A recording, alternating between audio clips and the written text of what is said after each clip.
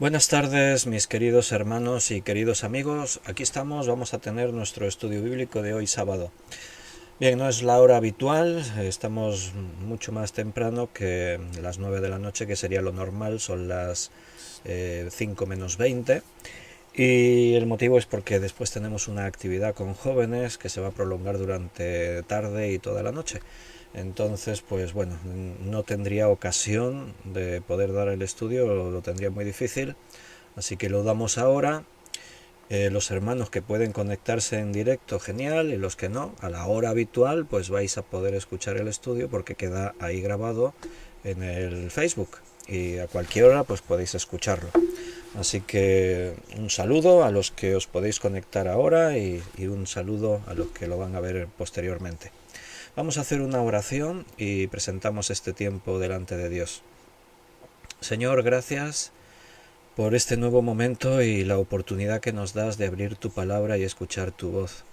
Tú eres fiel, Señor. ¿Cómo no vamos a intentar ser fieles nosotros? Y queremos seguir esforzándonos en aquellas cosas que tú pones en nuestras manos. Nunca sería suficiente, Señor, todo lo que podemos hacer por ti y por tu obra.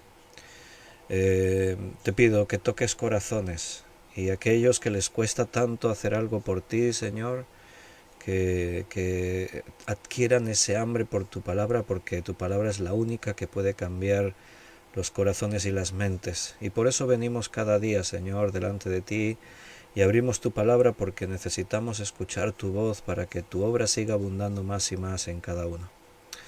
Te ruego que toques el corazón de cada uno de mis hermanos que van a estar escuchando ahora en directo, después en otro momento, para que tu palabra cale bien hondo y nos traspase y nos hable y cambie lo que tenga que ser cambiado. Estamos en tus manos, te pedimos todo en el nombre de Jesús. Amén. Pues bienvenidos a los que os podéis conectar en directo. Veo que hay un grupito conectado, así que qué bien, qué alegría. Y un abrazo a los que lo van a ver en diferido porque nos salimos del horario habitual. Ahí en el directo hay algunos y algunos han escrito en el chat en directo. Ha escrito, ahí está Rosario, Paco, buenas tardes a todos, muchas bendiciones. También Yalikatu ha dicho hi. Beatriz dice buenas noches, querido pastor y queridos hermanos, que el Señor nos ayude a guardar, a entender su palabra y guardarla en nuestro corazón. Un abrazo fuerte, mi amada familia, os amo en el Señor. Ana Rita dice que Dios os bendiga siempre a todos, que el Señor os cuide. Y Yalikatu, después del Jai, dice buenas tardes a todos. Bienvenidos, esos son los mensajes que hay. Vamos a terminar en nuestra serie de personajes de la Biblia, vamos a terminar con ver el personaje de Jonathan. Ayer estuvimos viéndolo y hoy tocaría historia de la iglesia, pero como estamos fuera de horario y es un poco así extraño, y nos queda un poquito sobre la historia de Jonathan, pues vamos a terminarla. Y ya retomaremos, si Dios quiere, el sábado próximo con historia de la iglesia, iremos viendo. Bien, vamos a hablar de la muerte de Jonathan y su legado. Entonces, si yo os preguntase cómo murió Jonathan y, y Saúl y Jonathan y aún algún hermano más de Jonathan, pues déjame que, aunque nos salimos un poco del tema, pero siempre me gusta ilustrar bien estos pasajes que nos enseñan grandes lecciones, porque si nos vamos al segundo libro de Samuel, capítulo 1, vamos a suponer que yo sé que muchos ya sabéis y conocéis la escritura, pero dejad que os ponga este ejemplo. Vamos a suponer que tú no sabes mucho de la escritura, de la Biblia, y te encuentras con este pasaje, segundo libro de Samuel, capítulo 1, versículo 1 en adelante, cuando David se entera de la muerte de Saúl, pero vamos a ver la narración ahí. Dice, aconteció después de la muerte de Saúl que vuelto David de la derrota de los amalecitas estuvo 2 días en Siclag. Al tercer día sucedió que vino uno del campamento de Saúl, roto sus vestidos y tierra sobre su cabeza, y llegando a David se postró en tierra e hizo reverencia. Y le preguntó David, ¿de dónde vienes? Y él respondió, me he escapado del campamento de Israel. David le dijo, ¿qué ha acontecido? Te ruego que me lo digas. Y él respondió, el pueblo huyó de la batalla y también muchos del pueblo cayeron y son muertos, también Saúl y Jonatán su hijo murieron. Bueno, esto fue una noticia devastadora para David, porque ya no os tengo que decir, si habéis seguido los últimos estudios, pues ya visteis que especialmente entre Jonatán y David había una amistad muy especial, había un amor genuino de hermanos y la pérdida de Jonatán pues es algo que le afecta. También la de Saúl. Y esto nos habla del corazón de David y de Jonatán, que estuvimos viendo que eran personajes muy similares en cuanto a su fe, su sentimiento hacia Dios, el celo por las cosas de Dios. Estaban ahí en un paralelismo. No humanamente eran muy distintos sus posiciones, sus vidas, pero en el espíritu, por eso dice que sus almas quedaron ligadas y se amaban de esa forma tan especial. La noticia llega y entristece a David, pero también por Saúl. Saúl quiere matarle. En este momento David lleva años huyendo de la presencia de Saúl. Tú fíjate lo necio que puede llegar a ser una persona y hasta qué punto los celos pueden destruir a una persona. Porque Israel está sufriendo derrotas contra sus enemigos por culpa de Saúl, por los celos contra David. Porque si Saúl hubiese continuado confiando en Dios y hubiese aprovechado la fe y que Dios está con David, Israel seguiría en victorias. Pero él ni tiene tiempo para ocuparse de sus enemigos, está obsesionado con matar a David. Y eso lo está destruyendo a él y está perjudicando al pueblo. Hay gente de Israel muriendo por culpa de sus celos, de lo necio que puede llegar a ser, en este caso, este hombre Saúl. Entonces, a pesar de eso, David no siente odio por Saúl, lo respeta, lo aprecia. En varias ocasiones estuvo la vida de Saúl en sus manos, pudo haberlo matado. No voy a entrar en eso porque no hace mucho en algún estudio lo vimos, lo pudimos contemplar. Y solamente os lo estoy recordando. En una ocasión Saúl entró a hacer sus necesidades en una cueva donde estaba David y sus hombres escondidos, y entró solo. O sea, estaba totalmente en las manos de ellos, lo podían haber matado. En otra ocasión estaba durmiendo en su tienda, igualmente lo podían haber matado. Y en ambos casos aún los siervos de David dijeron, nosotros lo matamos, déjanos que lo matemos. Es legítimo, es en defensa propia, él te quiere matar a ti. Y David dijo, no tocaremos ni un cabello de aquel hombre al que Dios puso por rey. Dios pone y Dios quita. David está haciendo lo correcto. Porque si Saúl está ahí, es porque Dios lo puso. Cuando Dios no lo quiera, Dios lo quitará. O sea, Dios trata con los hombres y mujeres que pone al frente de su iglesia. Y si el pastor no es el hombre que Dios espera y se tuerce, pues simplemente Dios, cuando Él quiera y crea, lo quitará y pondrá a otro. Nuestra obligación es hacer tal como Dios ha establecido. Y eso implica obedeced a vuestros pastores en todo, dice la palabra. Entonces, en este momento vienen con esas noticias. Uno que viene de allí dice, Saúl y su hijo Jonatán murieron. Y David dijo a aquel joven que le daba las nuevas, ¿cómo sabes que han muerto Saúl y Jonatán su hijo? Él quiere asegurarse. Y ahora el joven dice, el joven que le daba las nuevas respondió, casualmente vine al monte de Gilboa y hallé a Saúl que se apoyaba sobre su lanza, y venían tras él carros y gente de a caballo. Y mirando él hacia atrás me vio y me llamó, y yo dije, heme aquí. Y me preguntó, ¿quién eres tú? Y yo le respondí, soy Amalecita. Él me volvió a decir, te ruego que te pongas sobre mí y me mates, porque se ha apoderado de mí la angustia, pues mi vida está aún toda en mí. Yo entonces me puse sobre él y le maté, porque sabía que no podía vivir después de su caída, y tomé la corona que tenía en su cabeza y la argolla que tenía en su brazo, y las he traído acá a mi señor.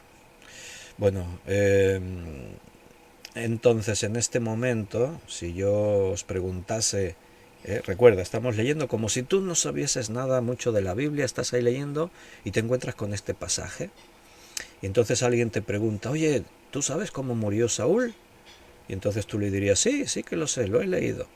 Dice ahí en la escritura que uno del ejército de Israel se encontró con él, Saúl le dijo, oye, te ruego que me mates, y este lo mató. ¿Dice así? Sí. Vale. Y yo os pregunto a vosotros, ¿así murió Saúl? Bueno, David dice que asiendo de sus vestidos los rasgó y lo mismo hicieron los hombres que estaban con él. Y lloraron y lamentaron y ayunaron hasta la noche por Saúl y por Jonatán su hijo, por el pueblo de Jehová y por la casa de Israel, porque habían caído a filo de espada. ¿De quién era culpa? De Saúl, no había otro culpable.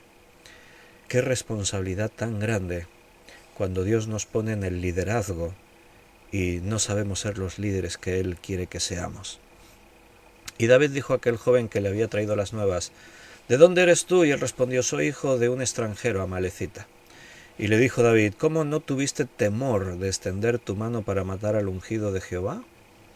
Entonces llamó David a uno de sus hombres y le dijo, ve y mátalo. Y él lo hirió y murió. Y David le dijo, tu sangre sea sobre tu cabeza, pues tu misma boca testiguó contra ti diciendo, yo maté al ungido de Jehová. El ungido es porque Dios lo puso al frente de Israel como rey. Entonces se pensaba que David me va a recompensar. ¿Por qué? Porque él sabía que Saúl lo quería muerto. Sabía que Saúl buscaba a David para matarle. Entonces pensó, bueno, cuando yo le diga que he matado a Saúl, David me va a recompensar. Pero parece que le salió mal la jugada y terminó muerto. Si tú lees esto y no conoces más de la escritura, dices, Saúl lo mató uno del pueblo que era hijo de un extranjero porque Saúl le pidió que lo matara. Bueno, pero ¿fue así como murió Saúl? No, no murió así. Para saber cómo murió Saúl tienes que ver el capítulo anterior, o sea, primer libro de Samuel, capítulo 31. Y ahí también sabemos que es el personaje que estamos estudiando, cómo murió Jonatán. Dice, primer libro de Samuel 31:1, los filisteos pues pelearon contra Israel, y los de Israel huyeron delante de los filisteos y cayeron muertos en el monte de Gilboa. Vuelvo a preguntar, ¿de quién fue la culpa de esta derrota? De Saúl. Si Saúl estuviese en las manos de Dios y confiara en Dios, ahí también estaría David y los filisteos serían los que estarían muertos. Pero qué necios que podemos llegar a ser cuando, guiados por nuestras pasiones carnales, nuestros deseos pecaminosos, nuestro ego y nuestros celos y otras cosas, nos quedamos ciegos y solo vemos a nuestra vida y a nosotros mismos, y las consecuencias son terribles. Mira lo que dice en el versículo 2. Y siguieron los filisteos a Saúl y a sus hijos, mataron a Jonatán, a Abinadab y a Malquisúa, hijos de Saúl. Los 3 hijos de Saúl murieron ahí, en manos de los filisteos. Y arreció la batalla contra Saúl y le alcanzaron los flecheros y tuvo gran temor de ellos. Pero Saúl sigue vivo y dice, entonces dijo Saúl a su escudero, saca tu espada y traspásame con ella, para que no vengan estos incircuncisos y me traspasen y me escarnezcan. O sea, Saúl se ve perdido, ve que la batalla está perdida y que sus enemigos lo van a alcanzar, ya no tiene nada más que hacer. Mas su escudero no quería porque tenía gran temor. Entonces tomó Saúl su propia espada y se echó sobre ella. Y viendo su escudero a Saúl muerto, él también se echó sobre su espada y murió con él. Así murió Saúl en aquel día, juntamente con sus 3 hijos y su escudero y todos sus varones. ¿Cómo murió Saúl? Se suicidó. Sacó su espada, la puso así y se echó él sobre su espada, se clavó a sí mismo. Su escudero se suicidó también al ver lo que había ocurrido. Jonatán y sus otros 2 hermanos murieron en manos de los filisteos. ¿Te das cuenta? Quería mostrarte esta lección. Si tú sacas textos fuera de su contexto y no lees bien todo, puedes llegar a tener deducciones equivocadas. Si tú lees el de segundo libro de Samuel, capítulo 1, dices, uno mató a Saúl. Pero no, la Biblia te está contando la historia tal como ocurrió, de uno por ahí que quiso echarse los méritos pensando que David lo iba a recompensar y se inventó la historia de que yo maté a Saúl. Y le salió mal la jugada porque terminaron ejecutándolo. El capítulo 31 nos explica cómo murió Saúl. Se suicidó, se quitó la vida a sí mismo. ¿De quién fue la culpa? De él, de Saúl, porque le dio la espalda a Dios. Su trono, su reinado podía haber sido muy próspero y podía haber gozado de largos días reinando, pero cuando le damos la espalda a Dios, mis hermanos, a veces no nos damos cuenta de las consecuencias. Estar con Dios es vida y es bendición. Estar sin Dios es estar a expensas de la maldición de este mundo, del pecado y de la muerte. Saúl murió con honor. Él murió luchando por Israel. Pese a que la victoria ya no podía ser de ellos, porque ahí está Saúl y la culpa es suya. Alguien podría preguntar, ¿y si Dios le dio una victoria tan grande a Jonathan cuando subió a pelear contra los filisteos, por qué ahora permite que Jonathan muera y el pueblo está muriendo? Dice que cayeron muertos los de Israel en el monte de Gilboa. ¿Por qué permite Dios? Bueno, porque las consecuencias de lo que hacemos las sufrimos. Sí, es cierto que quizás Jonathan no merecía eso, pero si ese día que murió Jonathan se fue al paraíso con el Señor. Su tiempo terminó en esta vida, hizo lo que tenía que hacer, así que el Señor lo estaba esperando para recibirlo con los brazos abiertos. Saúl parece que por lo que dice la Escritura se perdió para siempre, se condenó. Qué triste, ¿no? Que tengas la salvación en tus manos, la vida abundante en tus manos, la victoria, y simplemente porque permites llenarte de orgullo, de celos, de amargura, de tantas cosas, terminas no solo destruyéndote a ti mismo, sino a todos los que te rodean. Espero que Dios abra nuestros ojos y nunca permita que nos pase algo parecido, que Él nos dé la sabiduría para saber comportarnos como hombres, como mujeres delante de Dios, con la valentía de hacer frente a nuestros pecados, a nuestros fallos, entregárselo todo en sus manos y dejar que Él gobierne en nuestras vidas. Jonathan fue todo un ejemplo. Él fue un hombre que vivió para su Señor y murió por su Señor. Ahí estaba, peleando al lado de los hijos de Israel, aunque ese día la victoria no iba a llegar por culpa de su papá, de Saúl. Entonces, bueno, él era un guerrero valiente, era un príncipe noble y era un amigo muy leal y que sabía realmente amar con ese amor que Dios nos da. Su fe fue inconmovible en el plan que el Señor tenía para él.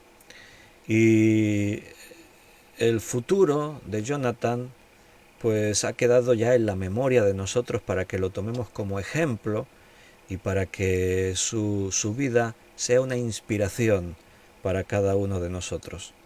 Sin duda, él formó parte de la vida de David y eso también le dio fortaleza a David, le ayudó en momentos difíciles de su vida. Y él había aceptado que un día no sería rey, así que tampoco fue un problema para él tener que morir en este momento. Él aceptó que la voluntad de Dios se cumpla cuando sea el momento y él, Jonathan, un hombre de fe, siempre aceptará y estará feliz con lo que Dios quiera para su vida. La relación que David y Jonathan tuvieron, la última vez que ellos que se vieron, lo leímos ayer, y la última interacción fue el lamento de David por su amigo Jonathan. La matanza le rompió el corazón a David. Por la muerte de Saúl, de Jonathan y de todos los demás de Israel que murieron. Fue un lamento que se narra ahí en este segundo libro de Samuel, en el capítulo 1. Ahí está el lamento. Dice en el versículo 17 en adelante: y endechó David a Saúl y a Jonathan su hijo con esta endecha, y dijo que debía enseñarse a los hijos de Judá. He aquí que está escrito en el libro de Jaser: ha perecido la gloria de Israel sobre tus alturas, cómo han caído los valientes. No lo anunciéis en Gat, ni deis las nuevas en las plazas de Ascalón, para que no se alegren las hijas de los filisteos, para que no salten de gozo las hijas de los incircuncisos, montes de Gilboa, ni rocío ni lluvia caiga sobre vosotros, ni seáis tierras de afrentas, porque allí fue desechado el escudo de los valientes, el escudo de Saúl, como si no hubiera sido ungido con aceite. Sin sangre de los muertos, sin grosura de los valientes, el arco de Jonatán no volvía atrás, ni la espada de Saúl volvió vacía. Saúl y Jonatán, amados y queridos, inseparables en su vida, tampoco en su muerte fueron separados. Más ligeros eran que águilas, más fuertes que leones. Me paro un momentito y sigo leyendo, ahora, pero quiero que te fijes el carácter de David. Está hablando de Saúl, sí, de Jonatán, pero de Saúl. O sea, Saúl no merece que le digan todo lo que David está diciendo. Pero fíjate la actitud de David hacia un hombre que en los últimos años le ha amargado la vida. Solo quería matarlo y David tuvo que andar huyendo, escondiéndose en cuevas, pasando hambre, frío, malviviendo. Y ahora que se entera que Saúl, su enemigo, ha muerto, cualquiera no se hubiese alegrado. Por fin, Señor, mira, no me alegro por la muerte de Saúl, pero ya era hora que hicieses justicia. No, David está lamentando la muerte del hombre que le ha hecho imposible la vida durante estos años. Cuando leemos esto entendemos eso de que David era un hombre conforme al corazón de Dios, ¿verdad? Bueno, interesante. Versículo 24.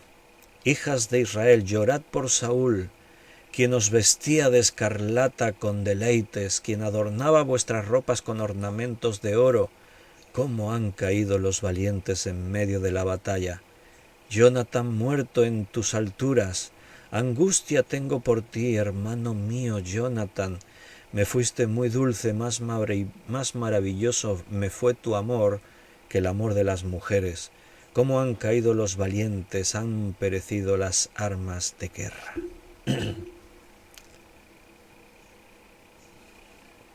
Las últimas palabras de este canto, David las quiere dedicar a su amigo, Jonatán.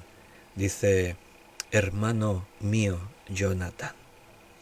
Cuando dice, más maravilloso me fue tu amor que el amor de las mujeres, quiere decir que el amor que ellos experimentaban no era ese amor que a veces puede ser egoísta, ese amor que busca un interés carnal, sino que realmente era ese amor ágape, genuino, auténtico, ese amor que no busca ningún tipo de interés en lo personal y por eso eleva ese amor por encima de todo. Con la melancolía en el corazón, David enfatiza la poca lealtad que se puede encontrar entre hombres, entre seres humanos, aún entre hermanos en la fe. Esa lealtad que había compartido con el príncipe. Cuidado, cuando dice que su amor fue mejor que el de las mujeres, no estaba menospreciando el vínculo afectivo que existe entre un esposo y su esposa, ni mucho menos, sino que está enfatizando el hecho de que su amor por Jonatán y el Jonatán por él era sin ninguna atracción física, no era una cuestión sexual, no había interés ninguno, era amor ágape, amor abnegado, ese amor que lo da todo sin esperar nada a cambio. Qué pena que no muchos sean capaces, ya no de experimentar el amor, sino ni siquiera de recibirlo. A veces cuando tú quieres manifestar ese amor hacia alguien, algunos se pueden asustar y pensar, estos están buscando algo de mí, algún interés tienen. Piensan mal porque es lo que hay en este mundo, ¿verdad? David y Jonatán compartieron un compromiso de hombres que era noble, leal y desinteresado. Era camaradería, era amistad. Era, como dice ahí, mi hermano, hermano mío. Nació en la amenaza, en el conflicto y se fue haciendo sólido mediante esa fe que compartían, ese sentir mutuo que compartían hacia el Señor. Pero al final toda esa devoción ahora se ve rota con la muerte de Jonatán, termina un poco antes, unos pocos años antes, habían jurado que, que David juró, lo leímos ayer, que extendería su misericordia hasta sus descendientes.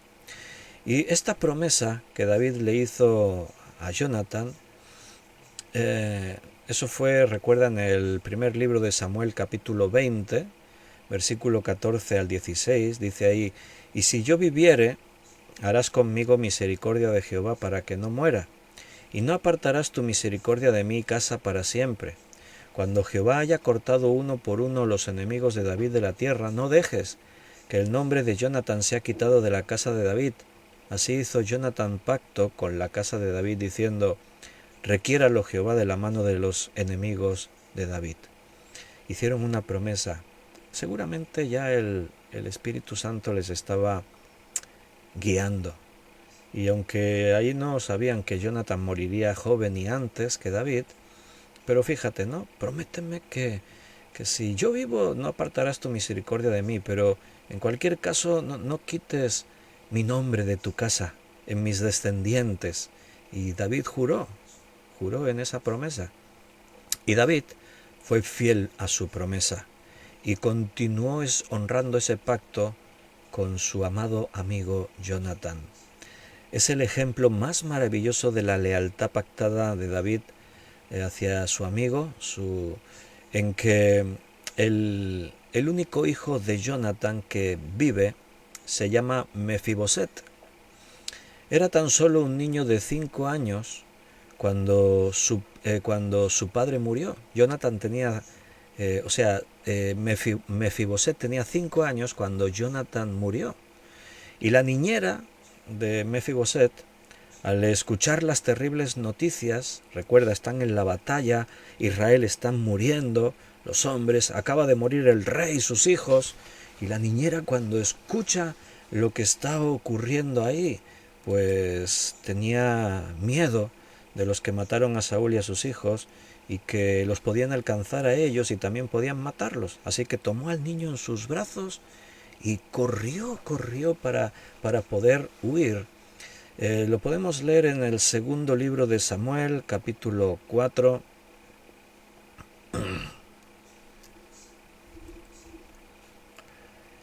Segundo Samuel 4, podemos leer... Ahí está en el versículo 4, podemos leer. 4:4. Y Jonathan, hijo de Saúl, tenía un hijo lisiado de los pies. Tenía 5 años de edad cuando llegó de Jezreel la noticia de la muerte de Saúl y de Jonathan, y su nodriza le tomó y huyó. Y mientras iba huyendo apresuradamente se le cayó el niño y quedó cojo. Su nombre era Mefiboset. Bueno, ahí se nos cuenta el hijo de Jonathan.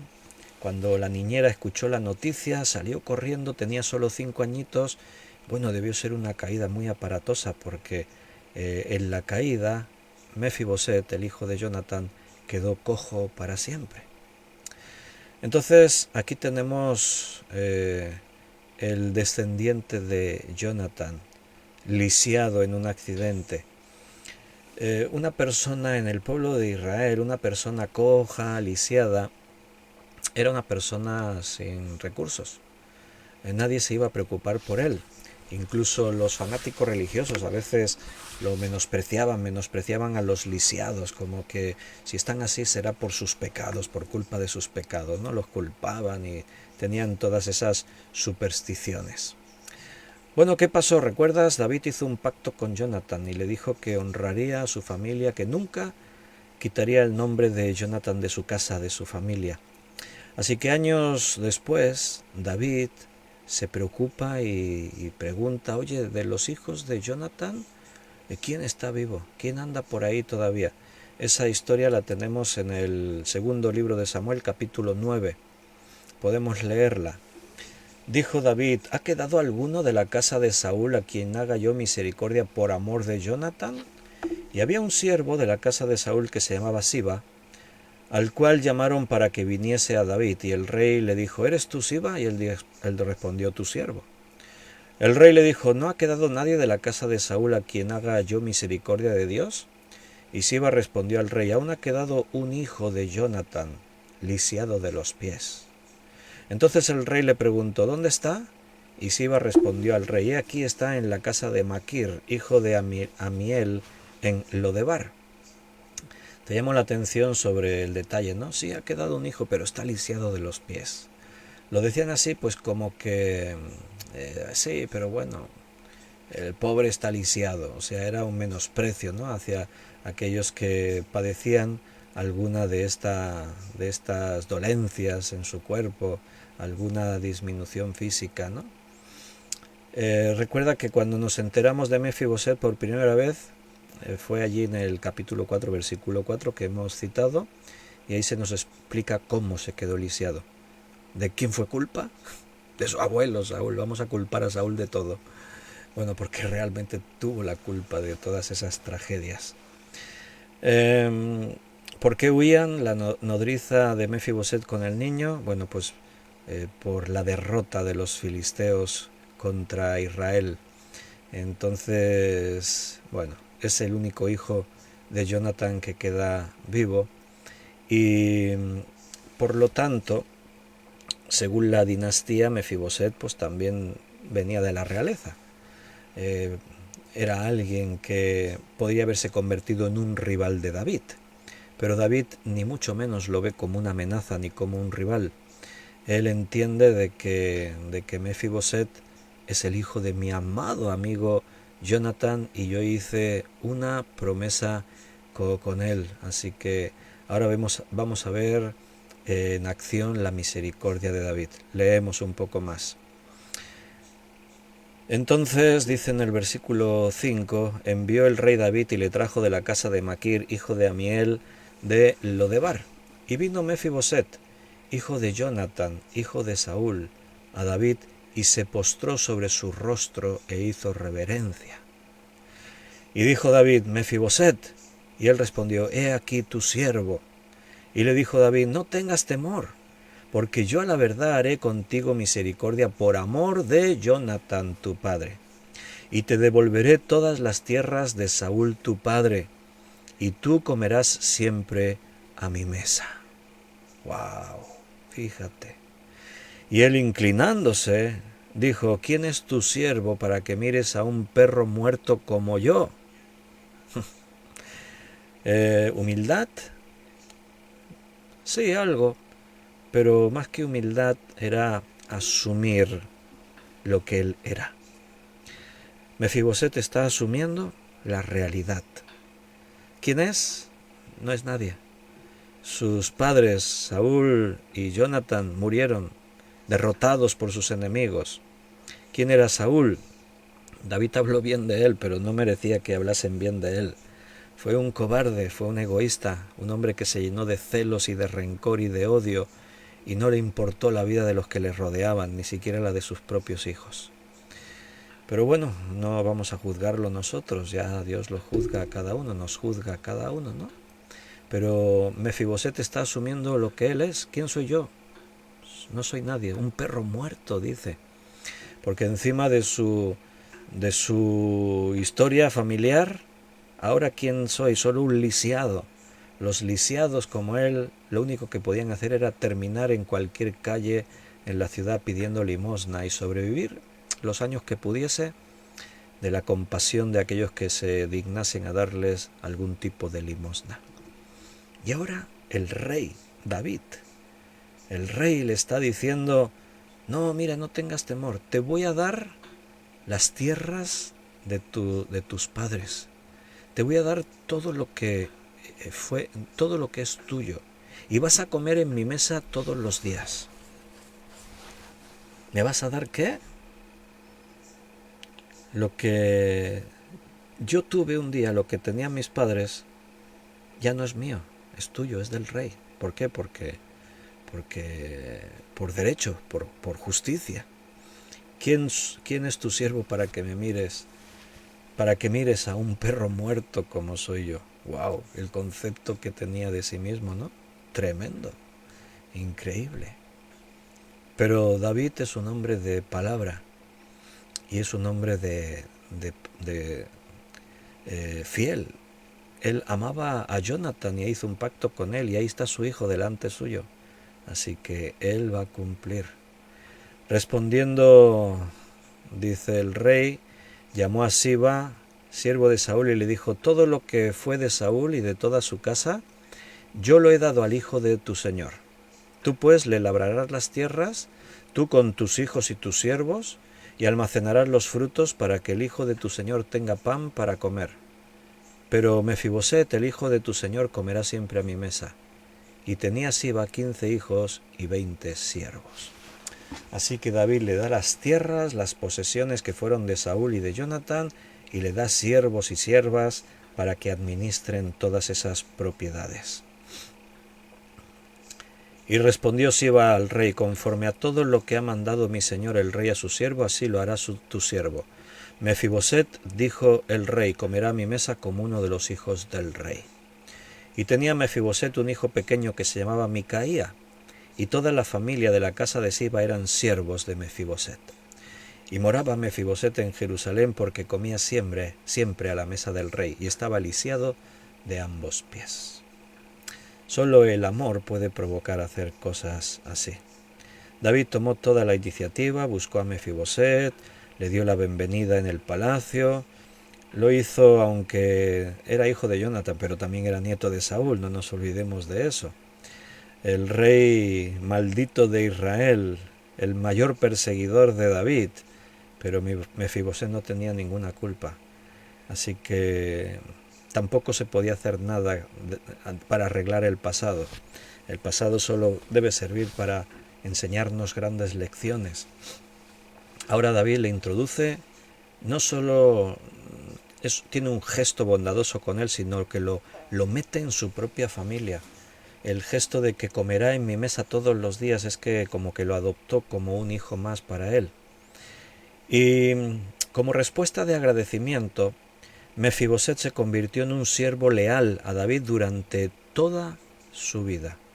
Quiero que me acompañes hasta el capítulo 19 de este mismo segundo libro de Samuel. Y mira, vamos a leer el versículo 24 al 30. Fíjate.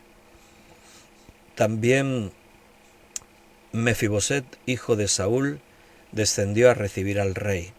No había lavado sus pies, ni había cortado su barba, ni tampoco había lavado sus vestidos, desde el día en que el rey salió hasta el día en que volvió en paz. Y luego que vino a Jerusalén a recibir al rey, el rey le dijo: Mefiboset, ¿por qué no fuiste conmigo? Y él respondió: Rey, señor mío, mi siervo me engañó, pues tu siervo había dicho: enalbárdame un asno y montaré en él e iré al rey, porque tu siervo es cojo. Pero él ha calumniado tu siervo delante de mi señor el rey, mas mi señor el rey es como un ángel de Dios. Haz pues lo que bien te parezca. Porque toda la casa de mi padre era digna de muerte delante de mi señor el rey, y tú pusiste a tu siervo entre los convidados a tu mesa. ¿Qué derecho pues tengo yo para clamar más al rey? Y el rey le dijo: ¿para qué más palabras? Yo he determinado que tú y Siba os dividáis las tierras. Y Mefiboset dijo al rey: deja que él las tome todas, pues ¿que mi señor el rey ha vuelto en paz a su casa? Mira, aunque la mayoría de los descendientes de Saúl perdieron su vida, David tuvo cuidado de proteger a Mefiboset, porque el juramento de Jehová que hubo entre ellos, entre David y Jonathan, hijo de Saúl, permanece en la memoria de David.